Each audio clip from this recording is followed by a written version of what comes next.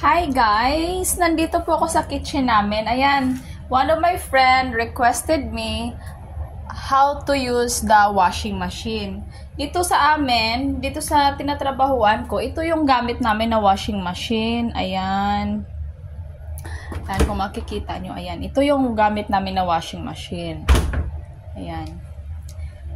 Dito, nilalagay yung, ayan, may dalawang lagayan. Dito ko nilalagay yung detergent at saka dito yung Downy. Kung sa atin, tinatawag sa atin Downy. Fabric. Ayan.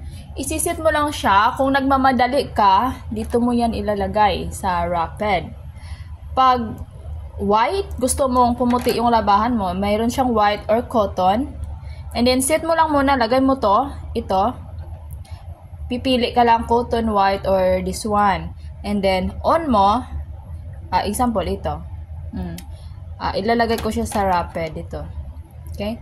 And then, on. Ayan. Ayan. Tapos, dito lang. Press mo lang to. Then, wait ka until matatapos. Ayan. Yan lang. Easy. Ito pala yung gamit namin na ano. Ito yung gamit namin na detergent at saka Downy. Ayan, dyan namin nilalagay. Yan lang. So easy.